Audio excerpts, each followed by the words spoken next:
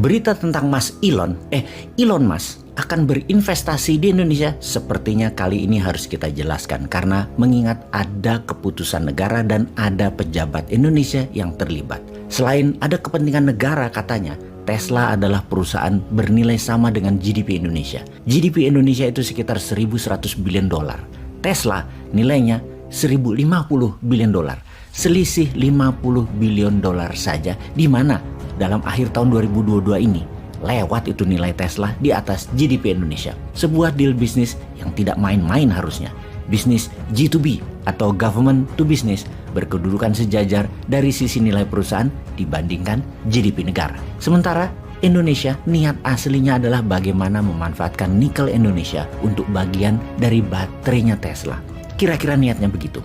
Sebentar, bukan milik Indonesia tetapi milik pengusaha Indonesia tepatnya. Nikelnya tersebut. Pengusaha yang juga katanya ada kepemilikan pejabatnya. Lebih tepatnya lagi itu kira-kira. Jadi penting untuk disegerakan oleh negara. Di mana kemudian ada komentar dari banyak pengamat ekonomi dunia yang mengatakan hati-hati dengan Mas Elon yang jago flexing. Gebrakan langkahnya memang banyak mengandung PHP dan propaganda. Dari 10 yang dipropagandakan, 1 atau 2 saja yang dikerjakan. Namun dapat hype-nya. Elon adalah influencer tingkat dunia. Kita review sebentar tentang Bitcoin. Beberapa saat yang lalu dimainkan oleh Elon.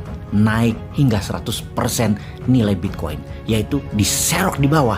Digiring dengan kalimat Twitter berkali-kali. Sekarang beli mobil Tesla pakai Bitcoin.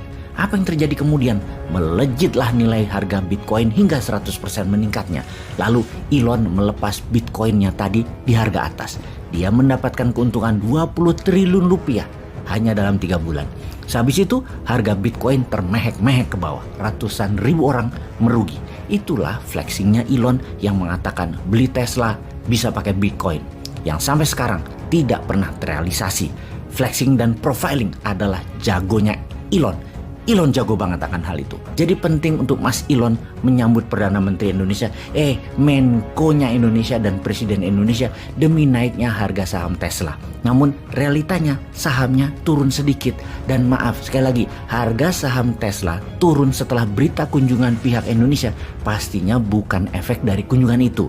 Kunjungan tersebut membuat euforia di Indonesia dan itu baik. Setidaknya niatnya baik.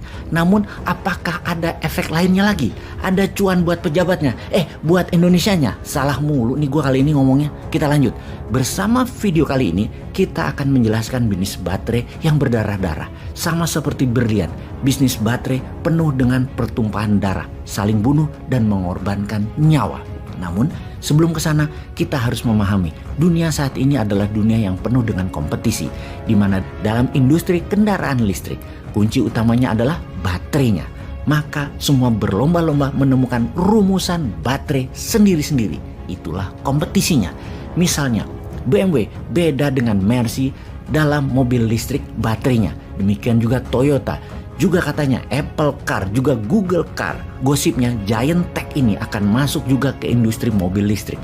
Rumus baterainya berbeda lagi, ukurannya berbeda lagi. Semakin lama baterai bertahan, semakin cepat ngecharge-nya, semakin kecil ukurannya dan ringan baterainya. Mereka unggul dalam kompetisi ini. Tesla sejauh ini yang terlama, terunggul baterainya. Di charge 30 menit bisa buat jalan 6 jam sejauh hampir 1000 km. Dulu di charge-nya 2 jam, jalannya 4 jam, hanya 500 kilometeran saja. Semakin kesini, semakin canggih dan dikira isinya nikel gitu ke depannya. Ini yang pejabat harus pahami, juga masyarakat harus belajar. Jadi sebelum kita membahas bisnis baterai yang berdarah, kita memahami dunia teknologi baterai ke depannya. Baru kita masuk ke dunia muasal bahan baku tadi. Pertama, kita hendak menginformasikan bahwa Tesla sudah tinggalkan baterai berbahan nikel kobalt. Jadi sesungguhnya kalau kita pertanyakan lebih dalam lagi, Indonesia sesungguhnya mengharapkan apa dari Tesla? Rasanya rencana kerjasama itu relatif sulit dilakukan lantaran Tesla sudah beralih untuk menggunakan katoda berbahan besi lithium iron phosphate atau LFP yang belakangan lebih efisien ketimbang biji nikel limonit dan kobalt. Jadi dikabarkan kemarin bahwa Tesla Incorporated berencana membangun penguatan rantai pasok global baterai kendaraan listrik di Indonesia.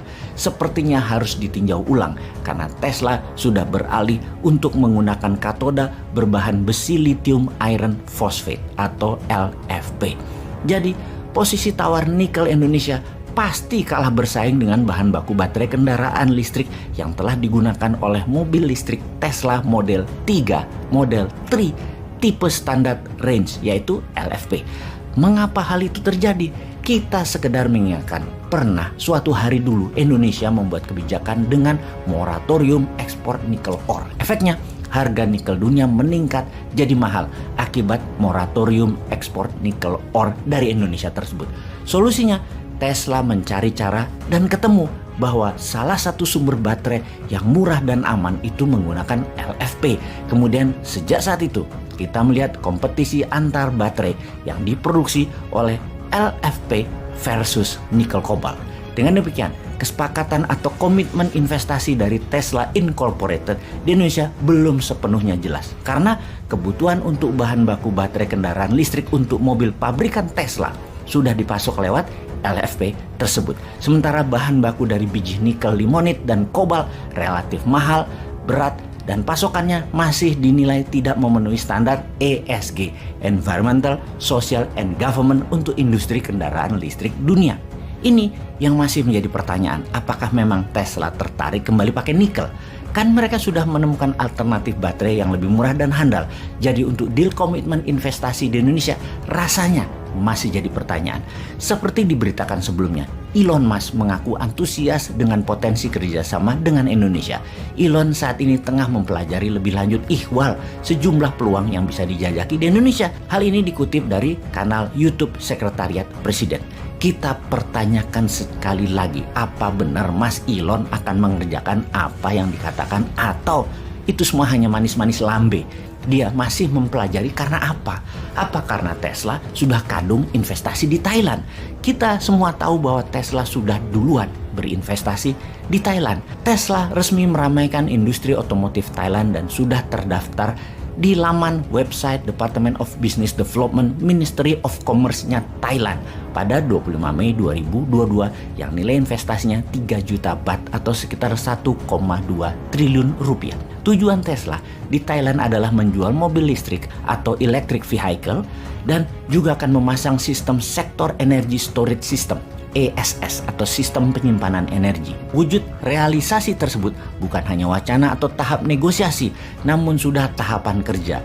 Beberapa petinggi dari perusahaan Tesla disebutkan menjadi ofisial di Thailand yaitu David John Feinstein sebagai Global Senior Director Trade Market Access, juga ditunjuk sebagai Direktur Yaron Klien yang memegang posisi Tesla Asset Manager dan juga Chief Financial Officer Tesla Energy Operation.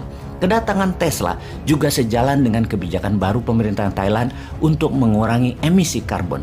Pemerintah Thailand sudah membuat kebijakan mengurangi pajak penghasilan atas kepemilikan kendaraan listrik. Administrasi Metropolitan Bangkok juga telah mulai memasang stasiun pengisian listrik di sekitar kota dan akan membuat stasiun pengisian gratis untuk digunakan. Semoga paham informasi ini.